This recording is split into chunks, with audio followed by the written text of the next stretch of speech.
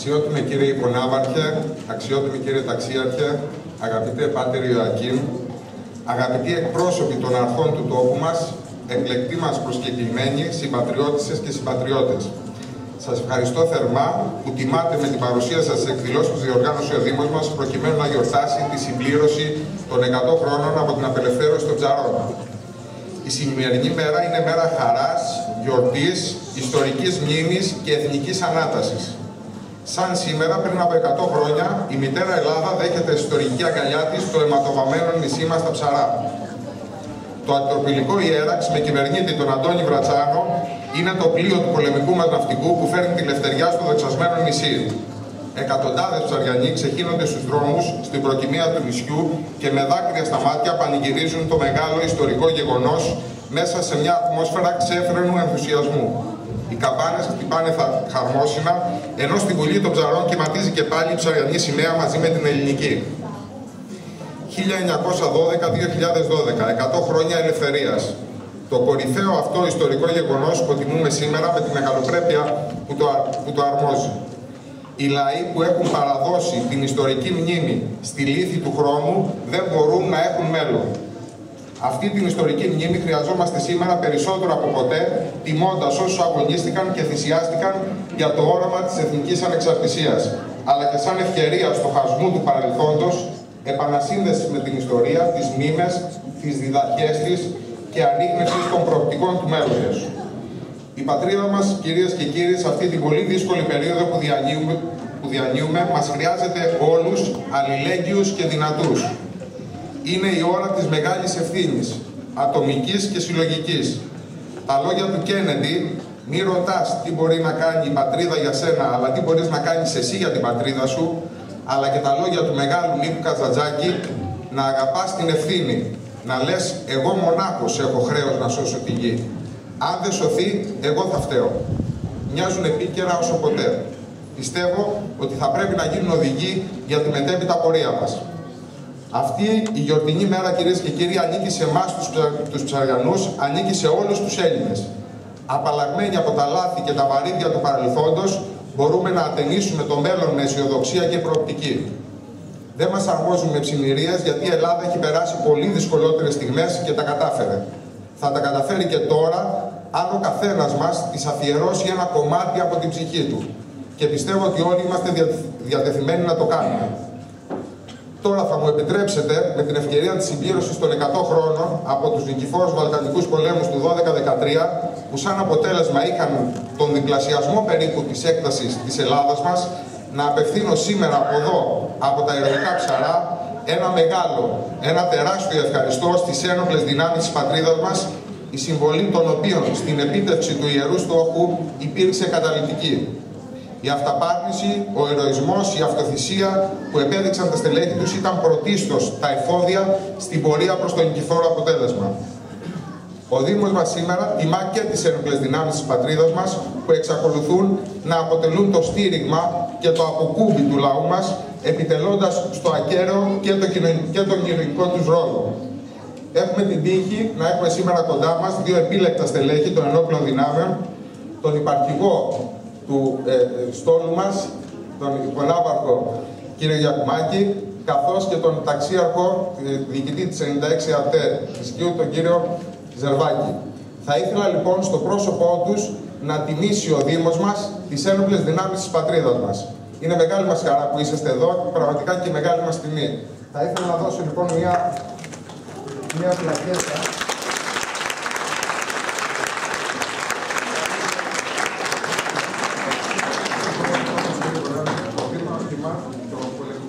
Το οποίο έχει σταθεί αλληλέγγυο σε όλες τις περιστάσεις του. Στο νησί μας τουλάχιστον έχει σταθεί δίπλα. Ήθελε την ονομασία Καραβιών, το Ψαρά, θυμίζω, Κανάρης, υποβρύχιο του Αγγελής, αλλά έχει βοηθήσει στη μεταφορά στενών. Ακόμη και σήμερα θα ήθελα να το επισημάνω, με εντολή του αρχηγού του ναυτικού έχουν έρθει φάρμακα για να δοθούν στο αγροτικό μας ιατρείο. Θα ήθελα να σας ευχαριστήσω πραγματικά μέσα από την καρδιά μου. Να είστε καλά.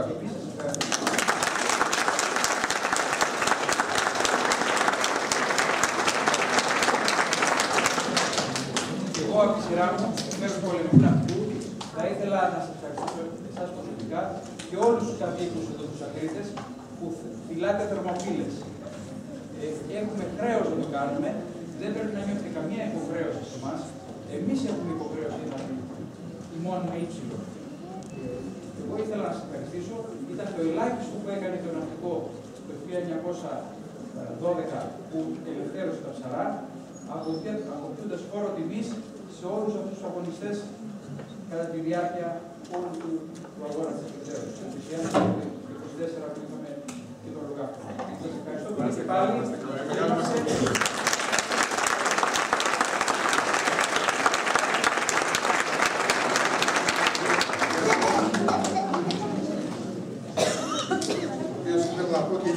Εδώ και 1,5 μήνα περίπου που έχει αναλάβει τα καθήκοντά του, έχει κάνει πολλές προσπάθειες να έρθει τελικά και κατορθώσουμε και τα ξέρετε και εμείς εδώ.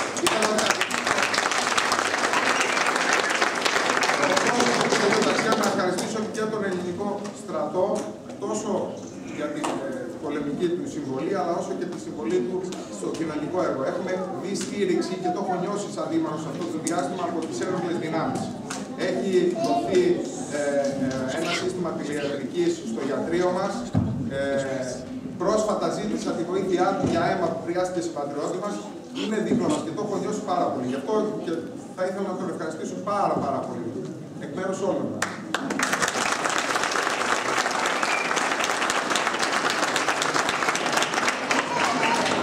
Πολύ σύντομα και από μένα, η τιμή είναι δική μου. Η τιμή είναι δική μου που βρίσκομαι εδώ και όχι δική σας. Εγώ τιμώ την παρουσία.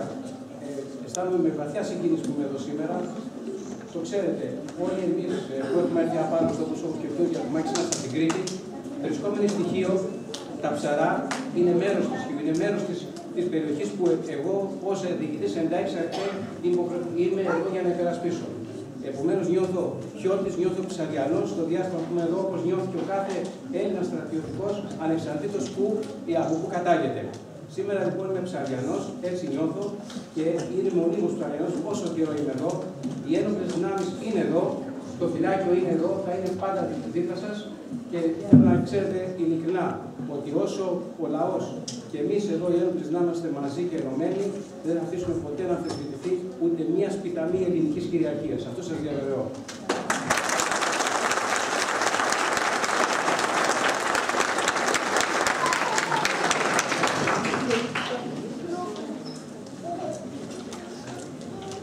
Στη συνέχεια, ο πρώην Δήμαρχος Ψαρών Μανώλης Αγαπούσης θα μας παρουσιάσει ένα χρονικό αναφερόμενο στα γεγονότα της απελευθέρωσης των ψαρών την 21η Οκτωβρίου, ημέρα Δευτέρα του 1912. Η εξόρμηση της πατρίδας μας όταν εκπληρώνονταν η προαιώνιη υπόθη για ελευθεριά της Υπήρου μας, της Μακεδονίας μας, της Θράκης μας και των νησιών του Αιγαίου μας. Το 1912 η Ελλάδα αποζητούσε την εθνική της ολοκλήρωση. Είχε οριμάσει ο χρόνος για τη μεγάλη εξόρμηση, ώστε η Ελλάδα της Μελούνας να γίνει η Ελλάδα της Υπήρου, της Μακεδονίας, της Θράκης και του Αιγαίου. Μετά τον ατυχή πόλεμο του 1897 που είχε σαν αποτέλεσμα την καταράκωση του εθνικού μας βοήτου, η αναδιοργάνωση του κράτους και κυρίως των ενόπλων δυνάμεων είχε σαν αφετηρία το κίνημα στο Βουδί το 1909 από τον συνταγματάρχη Νικόλαο Ζορμπά. Ο Ζορμπάς κάλεσε στην Ελλάδα από την Κρήτη τον μεγάλο πολιτικό Ελευθέριο Βενιζέλο, ο οποίος ήταν ο κύριος παράγοντας της αναδιοργάνωσης του ελληνικού κράτους, του στρατού και του πολεμικού μας ναυτικού. Όταν ξέσπασε ο πρώτος Βαλκανικός πόλεμος, η Ελλάδα ήταν πανέτοιμη να πραγματοποιήσει το μεγάλο της όνειρο που ήταν η απελευθέρωση της υπόλοιπης χώρας και των νησιών. Ο πόλεμος των Ελλήνων στέφεται από απόλυτη επιτυχία.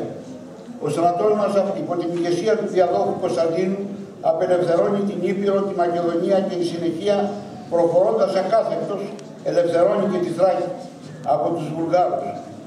Παράλληλα το πολεμικό μας ναυτικό υπό την ηγεσία του χαρισματικού ηγέτη του Ναβάρχου Παύλου Κουντουριώτη απελευθερώνει τα νησιά του Βόρειου Αιγαίου, τα οποία στέναζαν υπό τον Οθωμανικό ζυγό.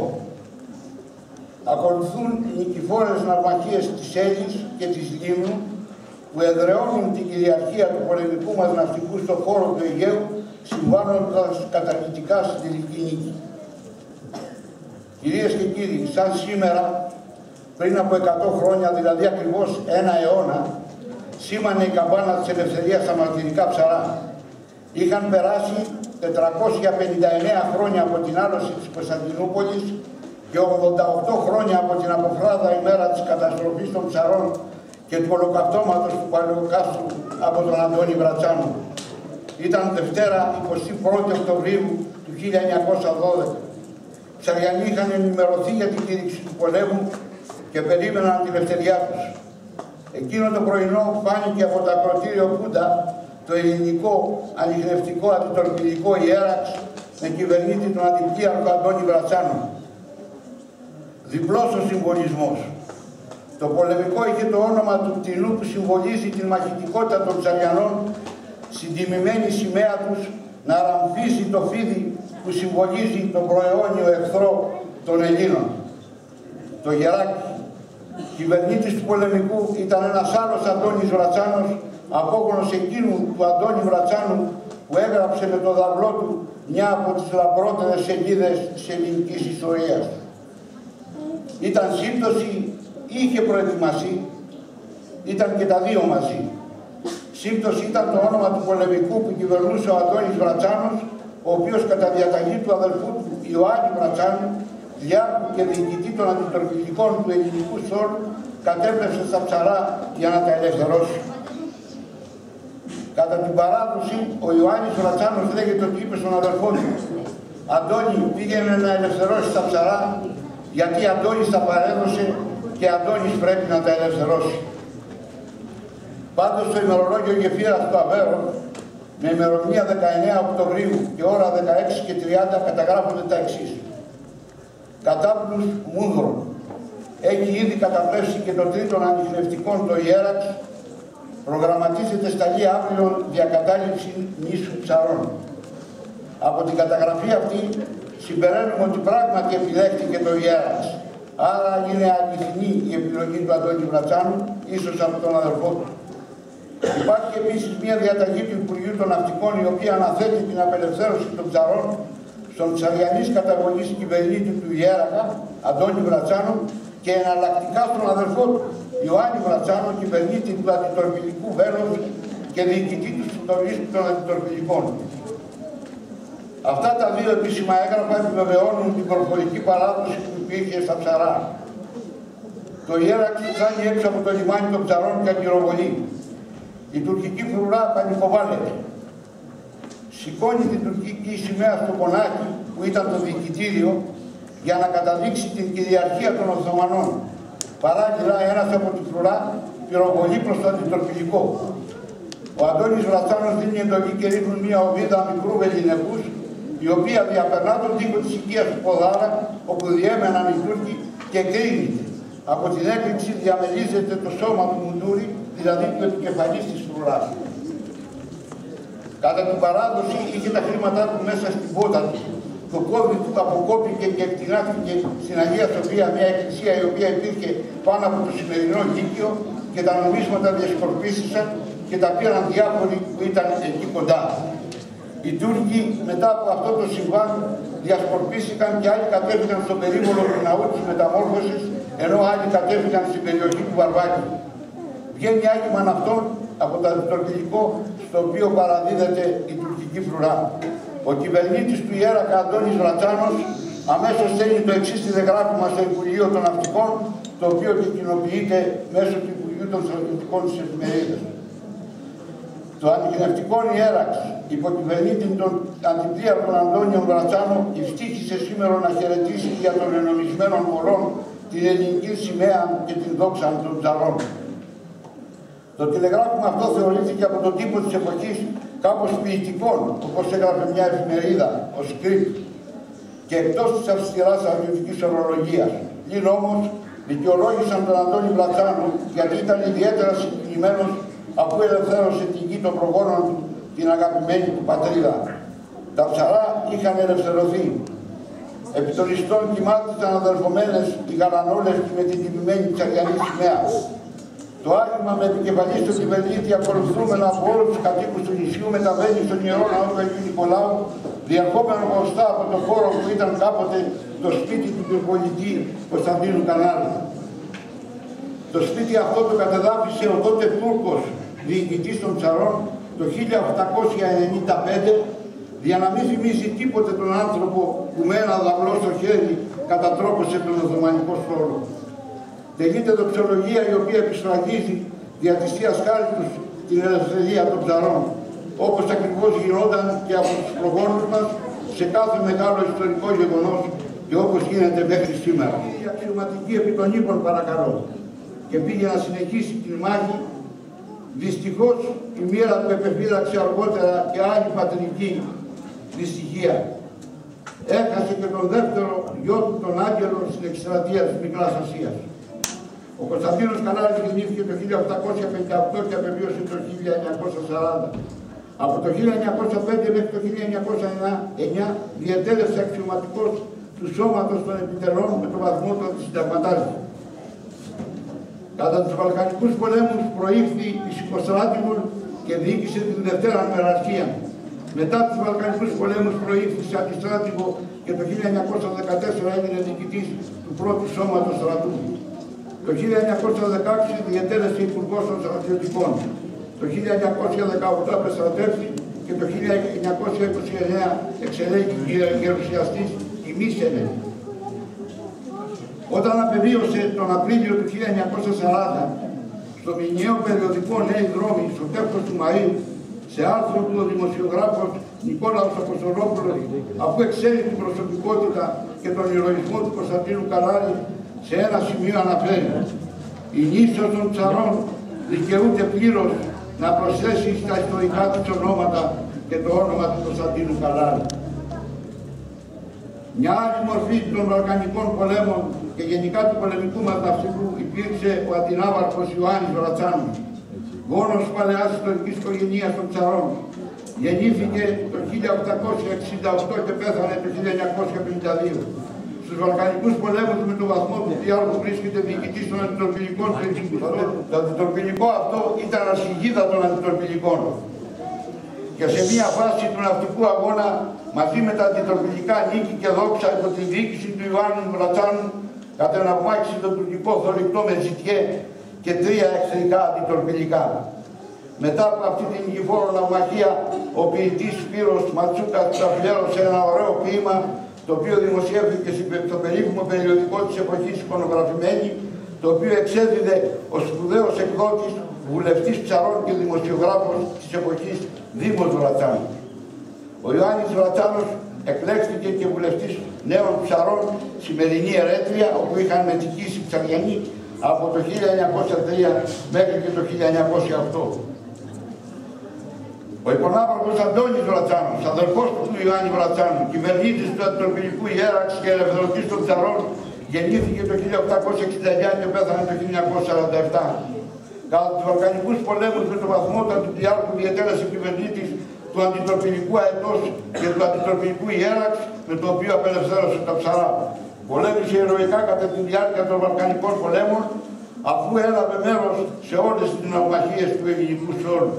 Διετέλεσε 2 φορές διοικητής της σχολής ναυτικών δοκίμων και εκλέχτηκε επίσης 2 φορές βουλευτής Νέων Ψαρών. Μια άλλη οικογένεια μεγάλη ψαριανινών αγωνιστών ήταν η οικογένεια Χατζικυριάκου. Ο υπονάβαρχος Αλέξανδρος Χατζικυριάκος, 1874-1958, γόνος παλαιάς ψαριανής οικογένειας αγωνιστών και ναυμάτων.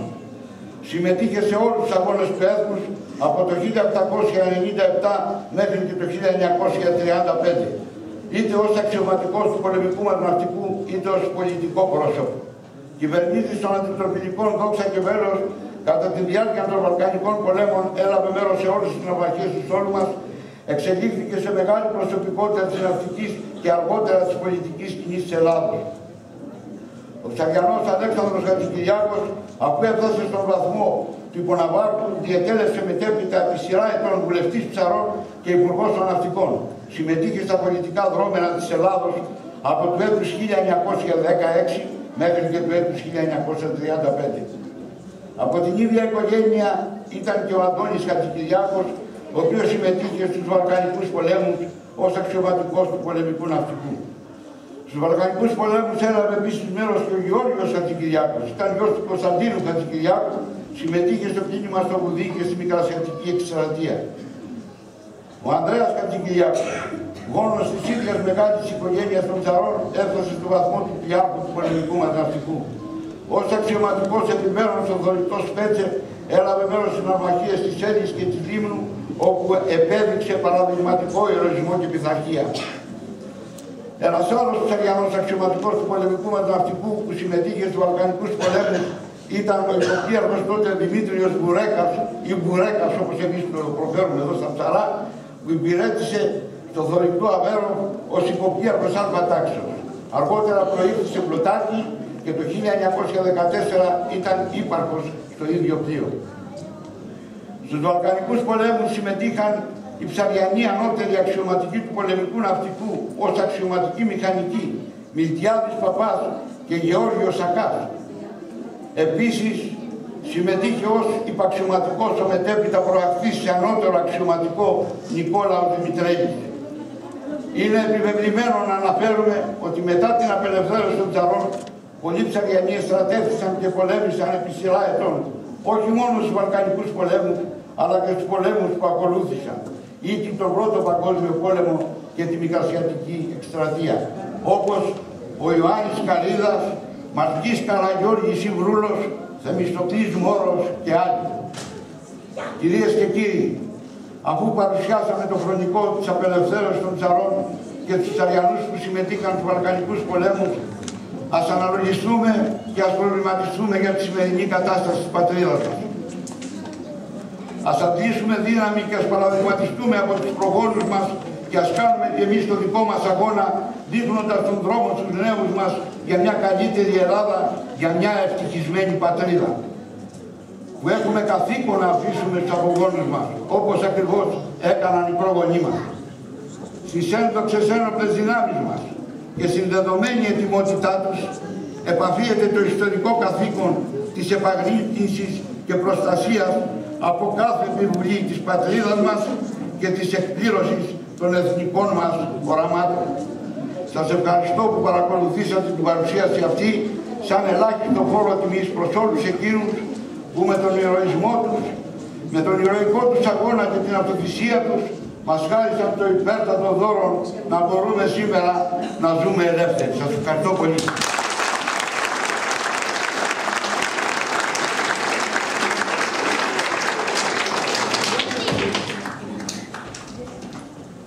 Στο δεύτερο μέρος των εκδηλώσεών μας θα ακούσουμε επαγγελίες ποιημάτων χαρακτηριστικά της εποχής εκείνης και θα παρακολουθήσουμε παραδοσιακούς χορούς από τη Σαμοθράκη, Λίμνο, Μυτιλήνη, Ικαρία, Ψαρά και Σάμο, τους οποίους θα μας παρουσιάσουν τα χορευτικά τμήματα του Μορφωτικού και Εξοραϊστικού Συλλόγου Ψαρών, ο Κωνσταντίνος Κανάρης. Την επιμέλεια και την εκμάθηση των χορευτικών την έχει η κυρία Δέσποινα Φραντζέσκου.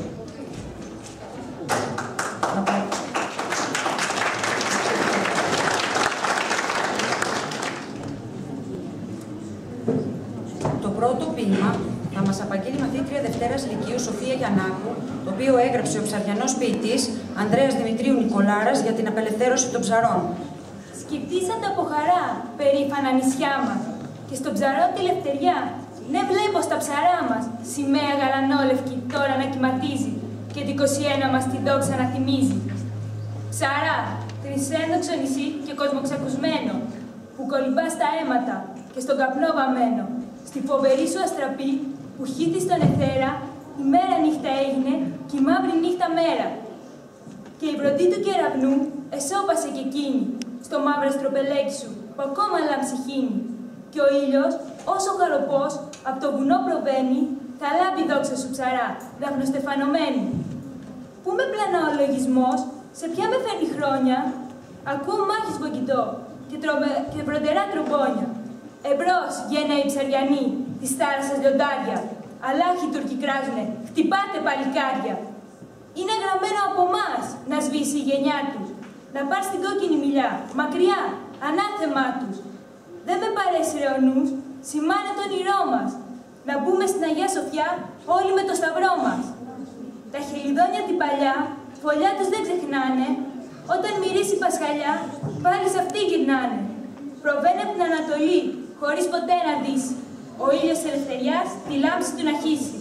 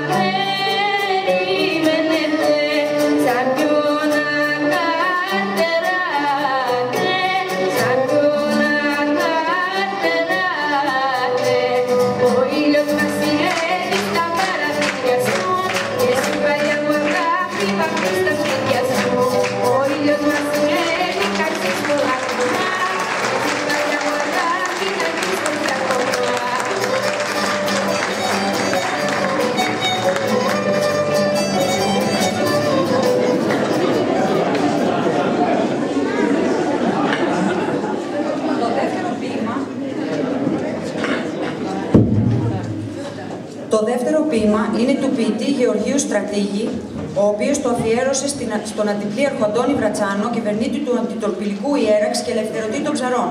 Θα μας το απαγγείλει η μαθήτρια Δευτέρας Λυκείου Φλόρα Παπά.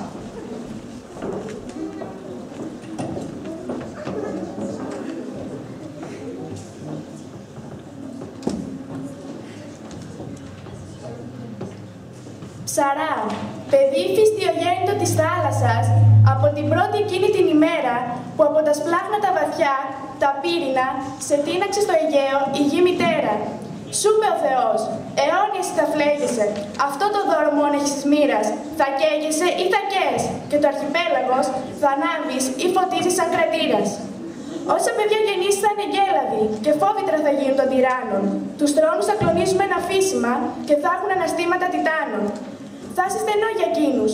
Μόνο η θάλασσα μπορεί πλατιά, τέτοια κορμιά να φέρει, θα μοιάζει στο Θεό της μες στη βάρκα τους, με το δαυλό για τριένα στο χέρι. Χορτάρια λίγα θα έχεις τα άγρια βράχια σου, και έρημο θα είσαι. Έτσι το θέλει η μοίρα. Μα η νίκη εδώ θα πλέκει το στεφάνι της, και η μούσα θα αρμενίζει εδώ τη λύρα.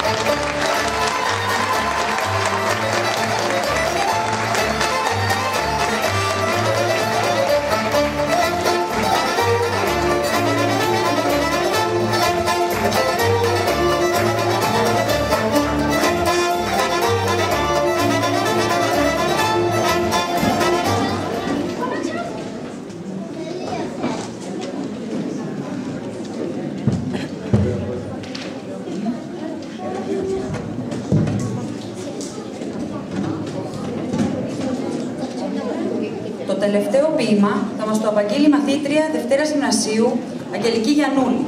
Το έγραψε ο ποιητής της εποχής Γιάννης Ματσούκας, αφιερωμένο στον ψαριανό πλοίαρχο Ιωάννη Βρατσάνο, διοικητή των αντιτορπιλικών του ελληνικού στόλου στους Βαλκανικούς πολέμους και κυβερνήτη του αντιτορπιλικού Νέα Γενεά. Δεν είναι πλοίο, είναι παλμή, είναι μεγάλη πόθη, είναι και όρκος ιερός και κάτω της ψυχής σου. Κι είναι η Νέα Γενεά που ο καθένας νιώθει και ο ναυάτης εσύ και εγώ τραγουδιστής σου.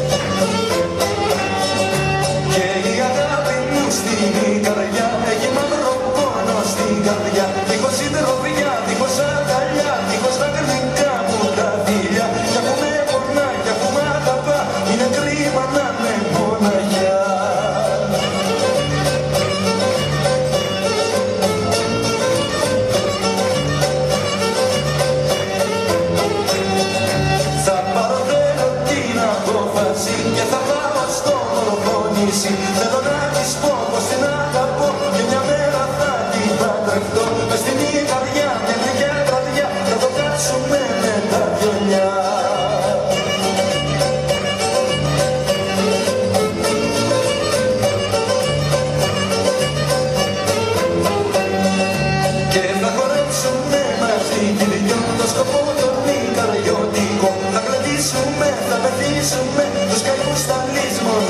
ζούμε μες στη καρδιά και σαν τα πουλιά να έχουμε και δυο στη φωλιά.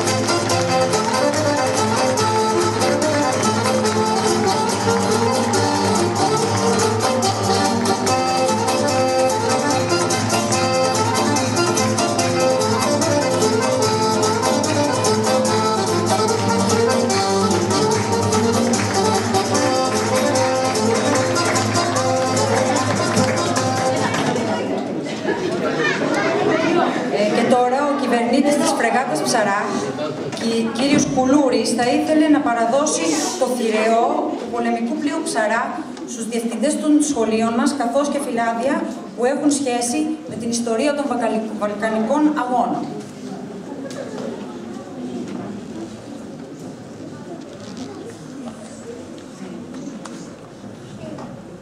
Πριν παραδώσω τη θηρεότητα, θα σας καλημερίσω όλους. Να σας πω την ιδιαίτερη χαρά και η συγκίνηση που για δεύτερη φορά μέσα σε λίγο που βρισκόμαστε πάλι κοντά σας. Από τη στιγμή που σας γνωρίσαμε, θεωρούμε πλέον ότι η βάση μας μάλλον είναι εδώ και όχι σε ένα μήνα. Μακάρι να μπορούσε να γίνει κάτι τέτοιο, γιατί σπράχτουμε πολύ συστασικά να είμαστε εδώ. Θέλω να σας πω ότι με τα Ψαρά πλέον αισθανόμαστε ότι έχουμε τη σχέση του νομού με το βαφτιστήρι. Τα Ψαρά είναι νομός, εμείς είμαστε το βαφτιστήρι. Το πλήρωμά μου είναι ιδιαίτερα χαρούμενο που για δεύτερη φορά βρισκόμαστε και σας λέω ότι πολλές φορές μου ζητάνε και με ρωτάνε πότε θα ξαναπάμε στα Ψαρά. Από την πρώτη φορά δεν ξέρω τι έγινε και τους άρεσε πολύ την πρώτη φορά πέντε.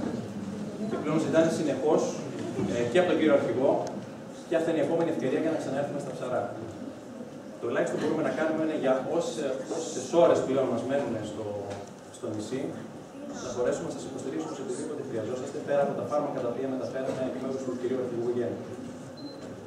Πέραν τούτου, η σχέση μας με τα Ψαρά είναι πολύ σημαντική. Και την εκδηλώνουμε αυτή τη σχέση μας και την αγάπη, πάνω απ' όλα διότι είναι τιμή για την ιστορία του νησιού, όπου βρεθούμε σε Ελλάδα και εξωτερικό, γιατί πρόσφατα ήμασταν σε αποστολές στο εξωτερικό, όταν μας ζητάνε οι ξένοι στρατιωτικοί και όποτε προβλέπεται και όχι να τους ενημερώσουμε για την ιστορία του πλοίου ή για τις δυνατότητες του πλοίου, πάντοτε στην παρουσίαση που κάνω υπάρχει μια φωτογραφία του νησιού και λέμε και δύο λόγια για την ιστορία του, όπου βρεθούμε. Και αυτό δεν αισθανόμαστε τιμή που φέρει το πλοίο μας αυτό το όνομα. Ο θηρεός του πλοίου δεν είναι τίποτε άλλο παρά ουσιαστικά είναι η σημαία των Ψαρών. Είναι αυτή τη σημαία την οποία την προβάλλουμε όπου βρεθούμε σε Ελλάδα και εξωτερικό. Επειδή όμως πιστεύω ότι οι παλιοί δεν πρέπει να ξεχνούμε ότι αυτή τη γη την κληρονομήσαμε από τους γονείς και πρέπει να την παραδώσουμε στα παιδιά. Αλλά και επειδή και οι νέοι πάντοτε πρέπει να μαθαίνουν από τους παλιούς. Αυτή τη φορά σκέφτηκα ότι κάτι πρέπει να αφήσουμε στα παιδιά σας και ουσιαστικά στα σχολεία. Έτσι λοιπόν σκέφτηκα και κάλεσα ουσιαστικά τον δάσκαλο, τη δασκάλα μάλλον, και τον καθηγητή για να αφήσουμε το θηρεό του πλοίου να κοσμεί το σχολείο και οι μαθητές πάντοτε να θυμούνται βλέποντας το θηρεό του πολεμικού ναυτικό έχει μια φρεγάτα που έχει ουσιαστικά το όνομα του νησιού σας. Σας ευχαριστούμε πολύ για τη φιλοξενία, σας ευχαριστούμε πολύ για τη ζεστασιά που εισπράττουμε κάθε φορά που είμαστε κοντά σας και ουσιαστικά το θηρεό τον δίνουμε στο χαμόγελο των παιδιών σας.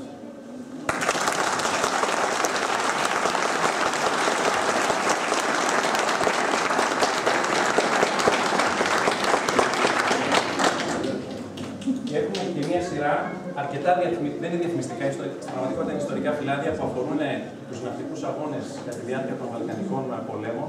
Θα τα αφήσουμε στο σχολείο, στους δασκάλους σας. Είναι πάρα πολλά, μπορείτε και όποιος άλλος θέλει να τα απολυθευτεί. Είναι μια πολύ επίπονη εργασία, η οποία εκπονήθηκε από το πολεμικό ναυτικό και τους Βαλκανικούς πολέμους. Σας ευχαριστούμε πολύ.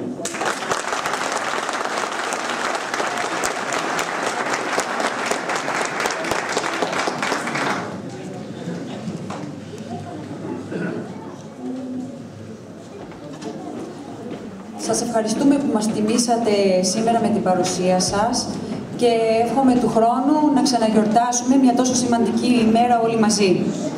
Παρακαλώ να σηκωθούμε όλοι για τον Εθνικό Ύμνο.